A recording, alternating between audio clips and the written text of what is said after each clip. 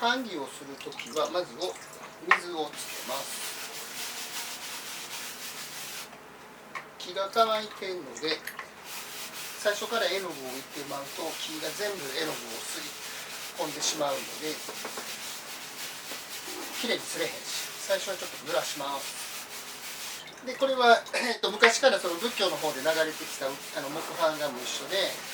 二月堂の方ではこの水を濡らす儀式っていうのがいちいち取られて修行の一つとなっています。まず水を濡らす行為、これが一つの修行の一つでもあるらしい。で実際に濡らしといて絵の具をいきなりつけるんじゃなくて、まずはなじますって。でその時に示した後紙をこっちから取り出して、で一回示した状態を最後まで乾かさないで同じようにするのが難しくて、終わるまでずっとホワイトアスパラガスのように地中の中に入れとかなければなりません。グリーンアスパラガスを作ってるわけじゃないから。なんでこれを乾かしたらあかんかって言ったら、水を含んでいるので紙がもう伸びてるから、同じ状態ではなくて乾いたらまた縮んでしまうので、それだけで絵がずれてしまうので、同じ状態をずっと保つっていうのがこれが摺師のすごい技で、これがまずできるようにならなければなりません。じゃあなぜ濡らすのっていうと、柔らかい方が絵の具が中に入ってくるようになるので、濡らさないと絵の具が入りにくい。紙の中に浮世絵は絵の具をすり込むようにすらなあかんので、濡らした方が入りやすい。それは、入り込んだ方が手で触っても絵の具が落ちないため。それと乾いてる状態で絵の具を入れていくと、絵の具入ったところにこうひっつれてよれてくるので、フラットな状態に保たなあかんためにも濡らしておきます。で状況が揃ったので絵の具をつけます。これはプルシアンブルー、この北斎の時代の時に入ってきたドイツからの科学の染料と言われています。その染料の作り方もあるんですが、ちょっと難しいので今日はやめます。で海苔をここの中に入れたいんですが、コツだけの場合は海苔っていうのはグルースターチ、和海苔、米とかそのタピオカとかああいう系を入れるんですけど、入れたら詰まってしまうので、輪郭線キーブロックの時には海苔は入れないで、詰まらないように絵の具を取って状況をつけます。で濡れてる状態の紙を持つのも結構職人の技で、木をキュッと入れて角に、これが剣頭という場所に入れて、ここをきっちり入れておきます。でまずは柔らかくですり込むように平らに強く、でもちょっと優しく、あんまりやりすぎると木が傷んでしまうのでちょっと入れていきます。で置く、これを100枚単位で一応すりますが、連続してずっと吸っていきます。同じように。でブラシはこれ馬の毛でできているブラシですが、コツの時はちょっとこうショートヘアにしといて、少し強い毛にしとかないと細かいところに絵の具がたまるので、これで取っていきます。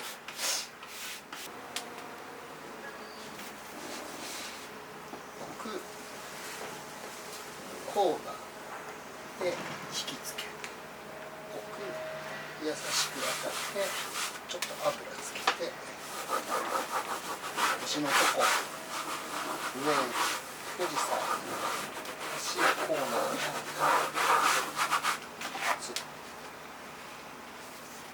置くときはいきなり重ねないでちょっと外して、前の絵の具が乾いてなかったら後ろを汚すことがあるので少しだけずらします。あまり外しすぎるとまた乾くので少しだけずらす。コーナーの剣頭の名前は鍵剣頭、鍵キー剣頭で、ここは引きつけてくるから、こうやって引っ張ってくるからやって、行動はいつも一緒。1、2、3、5、バレンのさばきはいつも一緒で、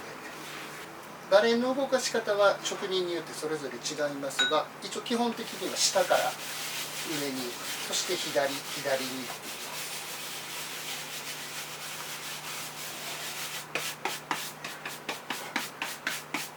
このキーブロックを彫るのは熟練の職人しか彫れないので、このキーはすごく重要な版木になります。下から上、富士山、上、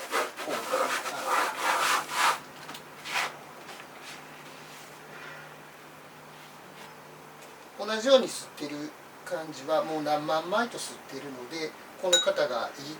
このバレンの動きのコントロールを覚えてるから、何回吸っても同じような行動をとります。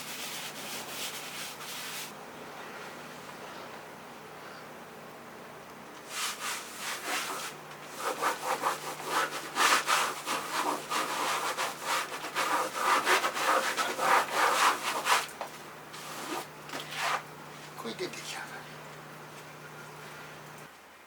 り。次は、色のパーツを進めます。船の黄色で、すり順は骨の後に、あとは塗り絵の要領でレイヤーを収めていく。でその時の順番としては、薄い色が薄い、またはパーツがちっちゃいものから進めていきます。パーツがちっちゃいものじゃなくて大きいものからいくと、またそれだけで紙が伸縮してずれやすい。色の薄いものからいくのは、色の濃いものからいくと色の薄いものが飛んでしまうし、色がはっきりわからないから、色の薄いものまたはちっちゃいものから進めます。ということで、波浦の場合は僕のやり方はここから黄色を吸っていきます。これも人によってすり方が変わったりするので、僕のやり方はここから黄色を入れます。で同じように水をつけて、でこの水は京都では琵琶湖の水なんですけど、どこの国の水でも大丈夫です。硬度が何やって、硬水と軟水っていうのがあって、もしかしたらその硬水ではちょっとすりにくいことも出てくるかもしれません。日本のもんでも軟水でやってるので、硬水でやるとちょっと変わるかもしれんっていうのはあるかもしれません。でも実際僕が海外で吸った時にそれについて、あれ硬水やしあかんなっていうことはなかったんで大丈夫やと思われます。で次、海苔。これが海苔。和海苔、さっき言ったスターチ、お米、ライスとかタピオカとかそういう系で、あれですね、洗濯海苔とかでもいいので、この海苔を少し緩めたものを木の上につけて、絵の具と一緒に混ぜます。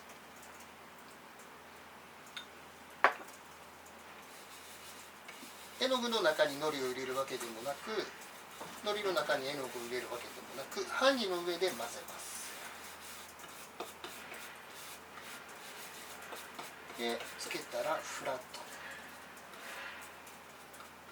絵の具をフラットに版木の上に押していきます。よくある皆さんのプリンターのこの絵の具を塗るのはローラーやと思いますけど、日本のものはこのブラシ K でやるので、ローラーみたいに平らにならへんから、最後にこれで平らにしていく。平らにしないとフラットにすれないからです。平らとフラット一緒やな。そやな。つけて、で柔らかくやるとちょっとずつすり込むよ。すり込む。ですると。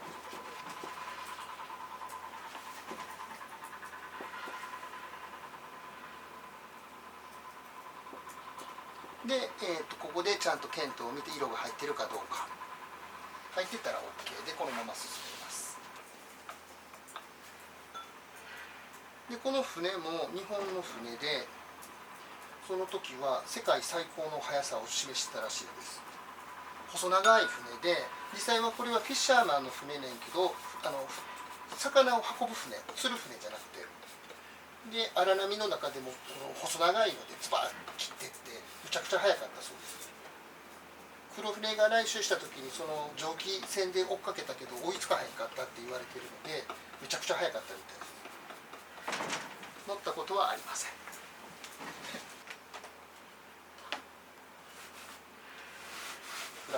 けてすり込むように、力いっぱいやると落ちてしまうので、バレンのフラットな部分を使って、ここを使ったりここを使ったり、下の時やったらここを使ったり、上やったら指の方を使ったり、ここを棚心っていうけど、ここの場所でこうフラットにして、で先の糊がなぜかっていうと、絵の具だけでやってしまうと水分になるので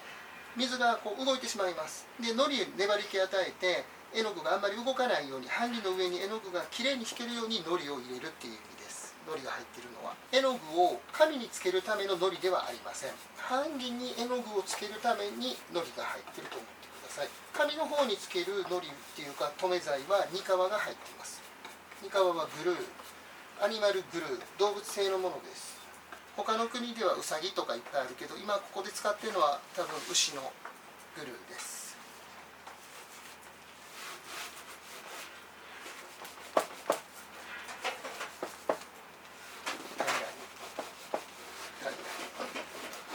すり込んでいくので、ちゃんと絵の具がこの中入ってる、映ってくるし、擦れてるかどうかもすれば分かる。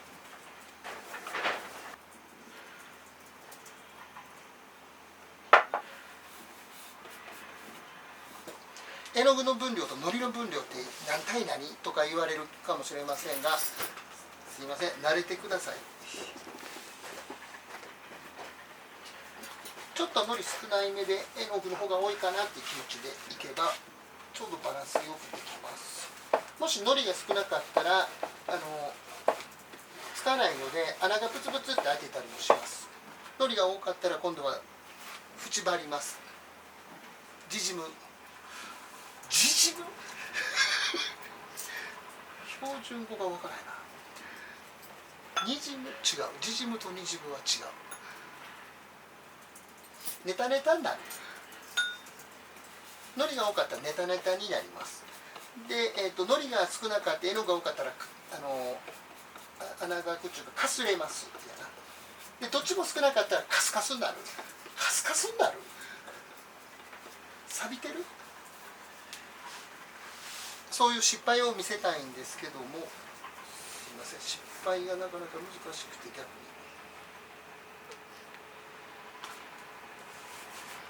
失敗する時があったらお見せします。で黄色の工程が終わり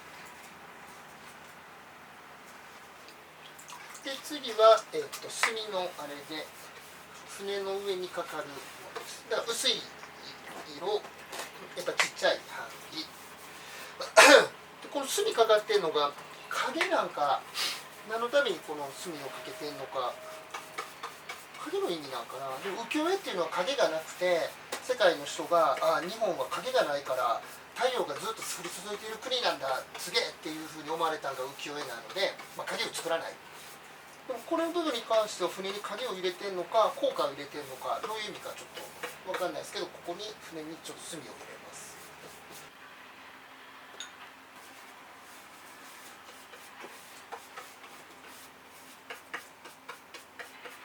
骨性は結構歌丸とか広重は黒で吸ったりしますが、北斎のこの富岳系は藍色の骨を使って吸っていきます。なので墨が出てくるのはここからこれとあとぼかしの時だけです。で、墨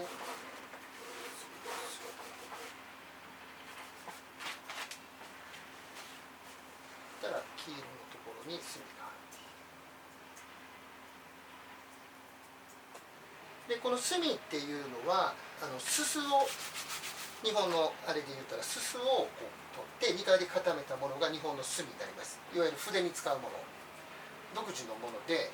昔は松煙墨って言って松をやったすすでこう使ったりする。でその場合は青色に光る。で今は菜種の墨を使って菜種油を燃やしてやったりするのはちょっと赤い系で出る。だから基本的に多分これは菜種系の墨です。奈良がシェア 80% から90で、三重県が 10% ぐらい。他も作ってあるとこあるかもしれへんけど、基本的には奈良と三重言うても三重言うても奈良のすぐ横やから伊勢の方ではなくて。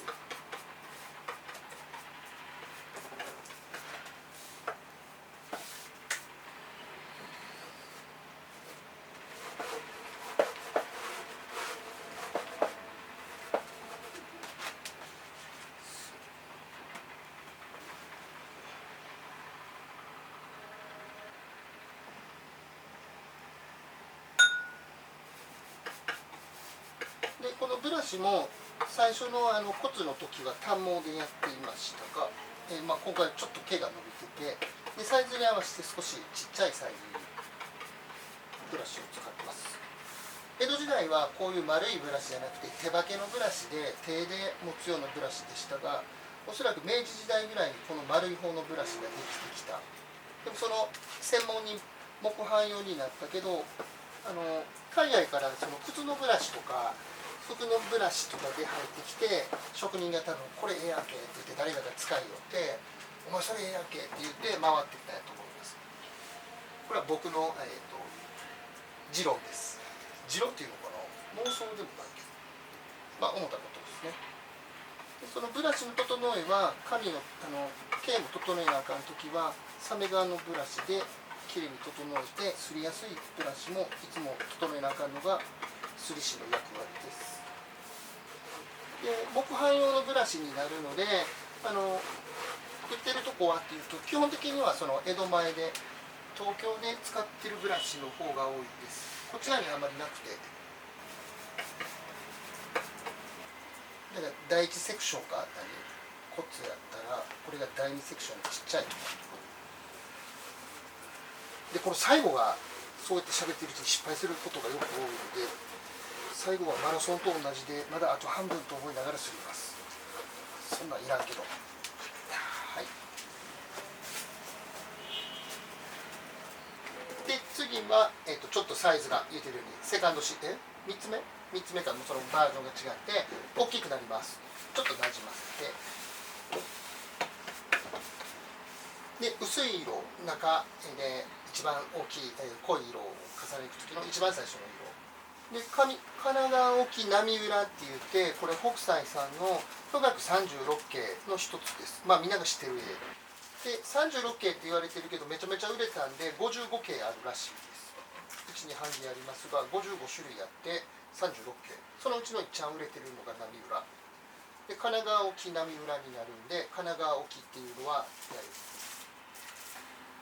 でも工程は基本的には全部一緒。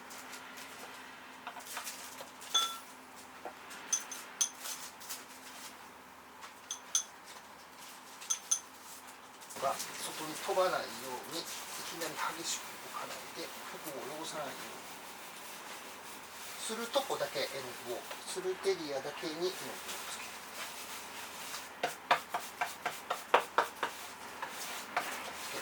ちょっと油がないんでこの椿油をバレーにつけて滑りをよく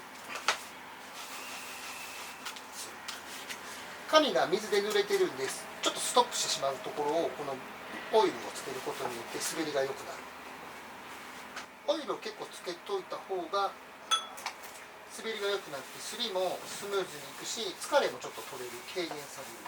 つまるとやっぱり力が入ってしまうのでつけすぎると今度紙が油だらけになるのでそれも適量でアバウトですね。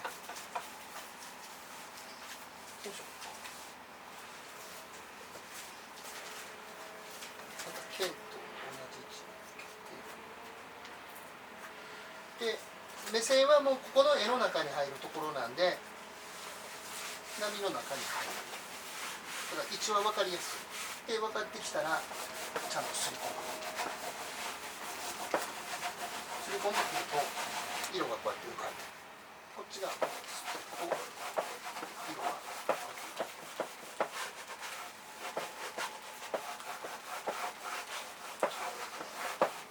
すり込まれたら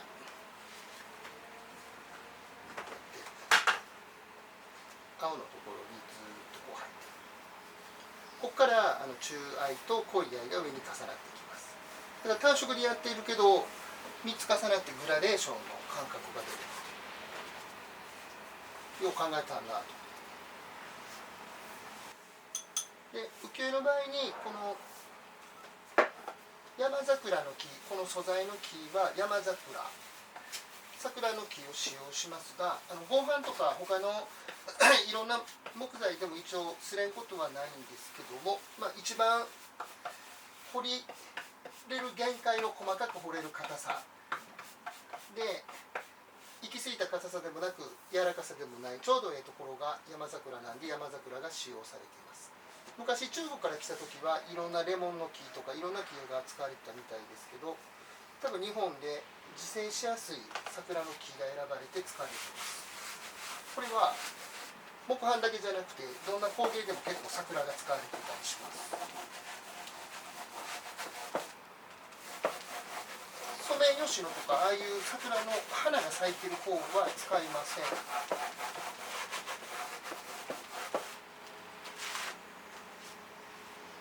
山桜の方はまっすぐ伸びるので木の芽がスッとなってるし、そして自生しやすいから、ソメイとかグレグレグレって曲がってて、桜は実際バラ科になるのでグレグレグレっとしようから。ソメイヨシノは吉野の奈良の桜にソメイ、東京のソメイかな、ソメイの場所で作って品種改良したからソメイヨシノ。ソメイヨシノの話してもしゃあないな、山桜の話になったので。でこの山桜もなんか伊豆の方で使われた大島桜がいいよと言われています。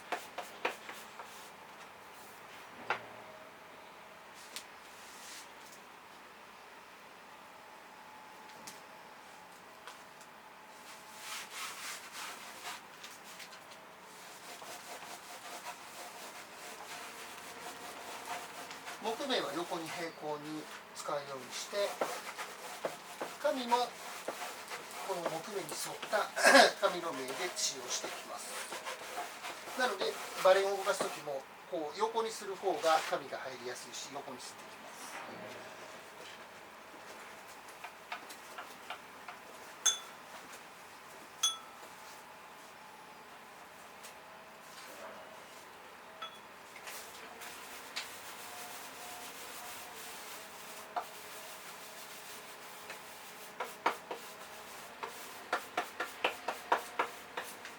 棚心を使いながらやっぱり下からで